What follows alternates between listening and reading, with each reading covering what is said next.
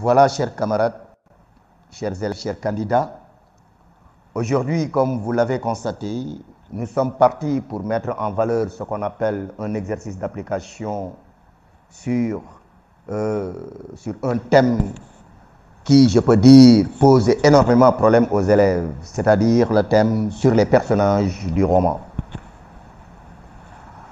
Avant de nous plonger au cœur de cet exercice d'application, j'avais clairement dit à mes élèves qu'il existe plusieurs types de personnages.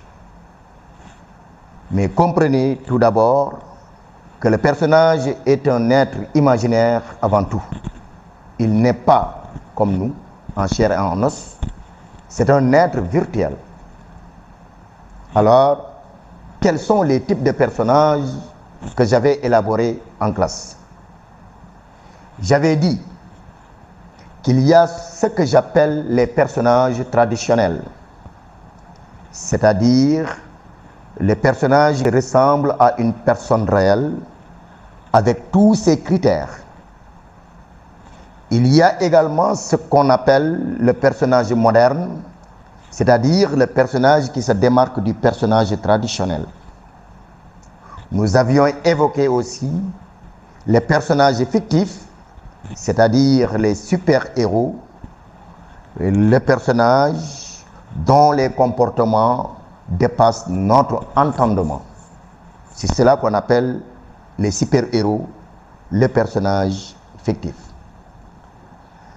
Nous avions élaboré aussi les personnages autobiographiques, c'est-à-dire l'auteur lui-même se met dans la peau du personnage. Autrement dit, cet auteur raconte sa propre vie par le biais de la première personne du singulier. Il existe aussi les personnages qui n'ont pas de nom, comme les Caïmans dans Les Soleils des Indépendances et Le Soleil dans L'étranger d'Albert Camus.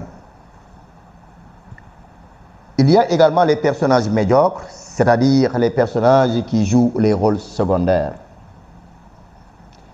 Quel que soit Alpha, l'élève qui maîtrise ces types de personnages, ce sujet à traiter ne lui posera pas de problème. Alors, pour exploiter ce sujet, il s'agira d'abord de chercher ce qu'on nous demande dans ce sujet d'abord, pour chercher le TG, c'est-à-dire ce que j'appelle le thème général. Parce qu'il y a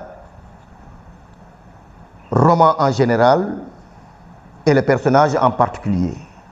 Comme il peut y avoir également roman en général, les fonctions en particulier. Comme on peut avoir également le roman en général, les réalités et la fiction en particulier. Comme aussi on peut effectivement avoir le roman en général et ce qu'on appelle la révolte formelle.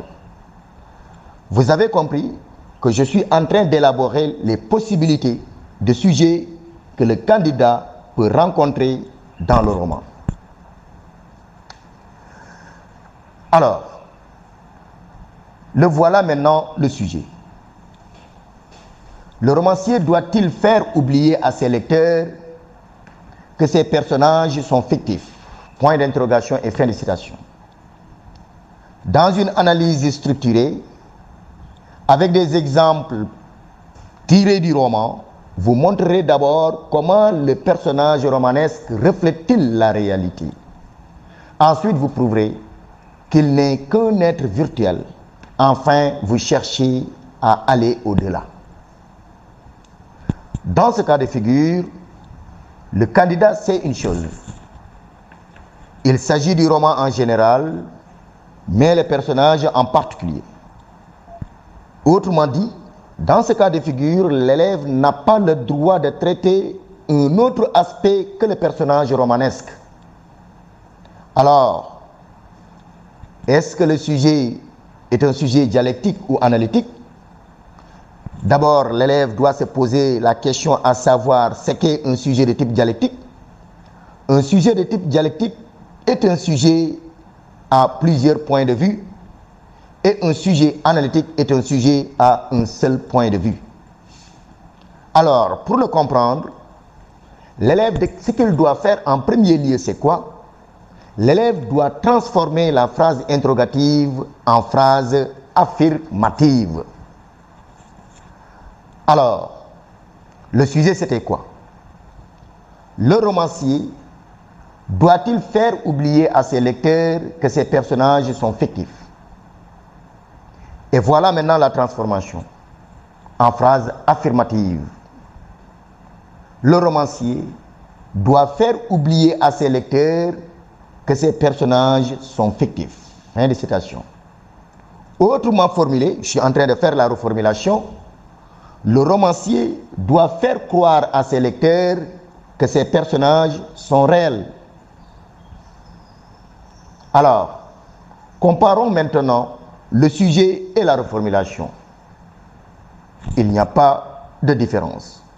Parce que là, on a dit, à la place d'oublier, on a mis croire, et à la place de fictif, on a établi l'expression réelle.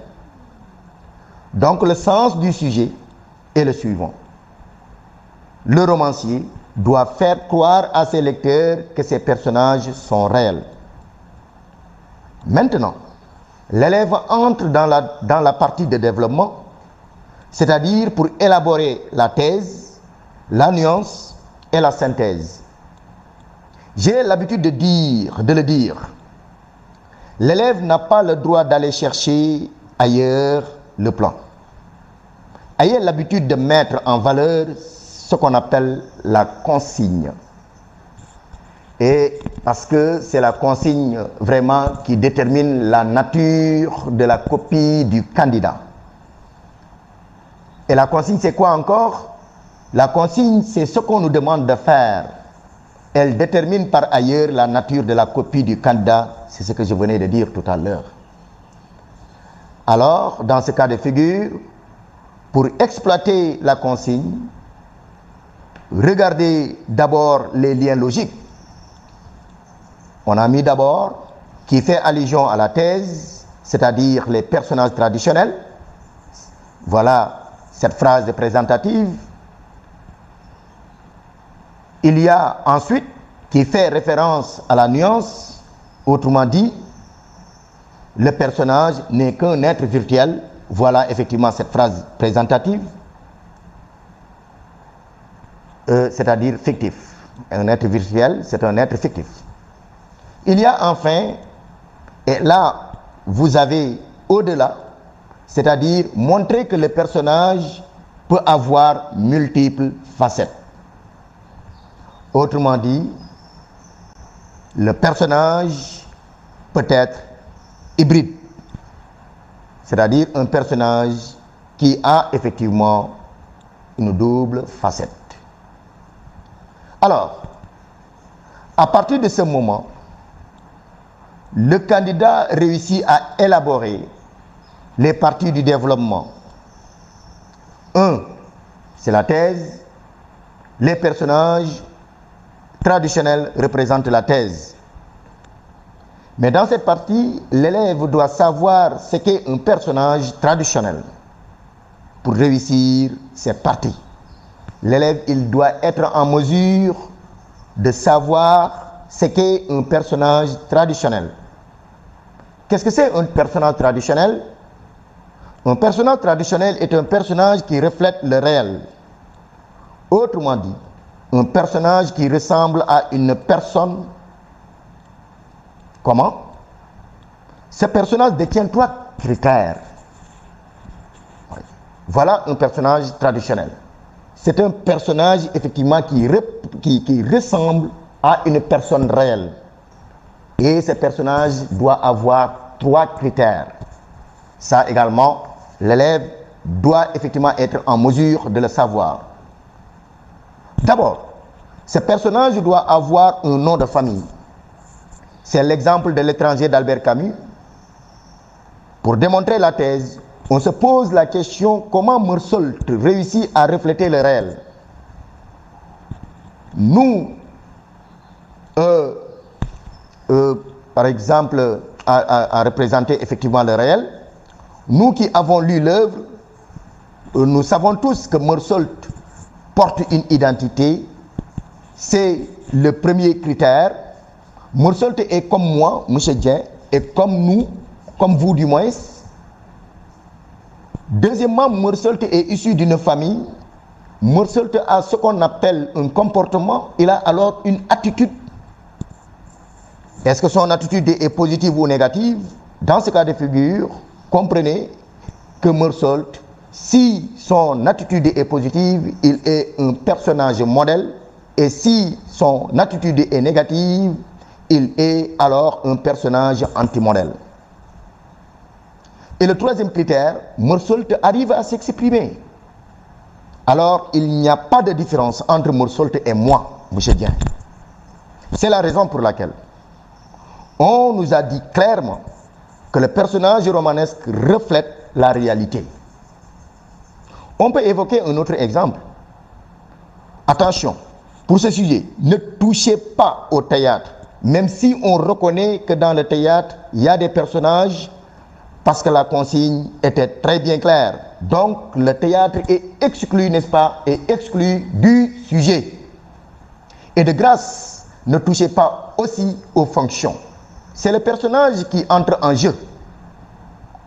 On peut prendre l'exemple aussi de Soleil des Indépendances, des Soleils des Indépendances de Amadou Kourouma. Plus précisément, la dame de fer Salimata. Alors, Salimata a un nom de famille. Salimata, pourquoi elle est issue d'une famille? Parce qu'elle est donnée en mariage avec Fama Doumbouya, le personnage principal. Donc Salimata est née d'une famille, elle est donnée en mariage comme une personne normale. Le bon Dieu a fait que Salimata est stérile. Autrement dit, Salimata ne peut pas avoir d'enfant. Alors, dans ce cas de figure, pour démontrer le comportement de Salimata, Salimata a réussi à jouer la carte de la fidélité envers son mari. Et quand je parle de la fidélité, elle avait décidé de soutenir son mari jusqu'au bout. Autrement dit, son mari Fama était un personnage pauvre qui n'était pas du tout riche. Salimata, qu'est-ce qu'elle fait? Malgré sa stérilité, elle préfère soutenir son mari en vendant la bouillie, en vendant le déjeuner pour venir en aide son mari. Voilà Salimata, cette dame de fer, ce qu'elle fait. Alors, dans ce cas de figure, Salimata, rien ne la différencie d'une femme qui est dans la société. Voilà le deuxième exemple. Toujours pour déterminer, pour exploiter la première partie, c'est-à-dire, comment dirais-je encore, les personnages traditionnels. Et le troisième exemple, on peut prendre l'exemple de Madame Bovary, de Gustave Flaubert. Voyez-vous, ce qui veut dire tout simplement, l'auteur, ce qu'il dit, c'est-à-dire les personnages traditionnels, le plus souvent, ils peuvent effectivement refléter le réel. On l'a démontré dans les romans de fiction, on l'a démontré dans les romans réalistes. Donc c'est pour vous dire tout simplement que le roman n'est rien d'autre effectivement qu'un reflet de la société.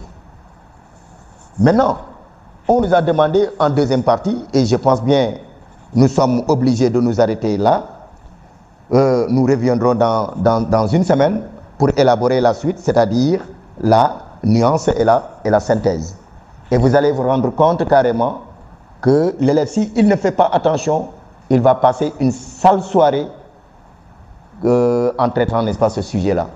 Donc, il faut faire très attention par rapport à ce sujet. Sinon, ça peut faire mouche, effectivement, pour vous en tant que candidat au baccalauréat.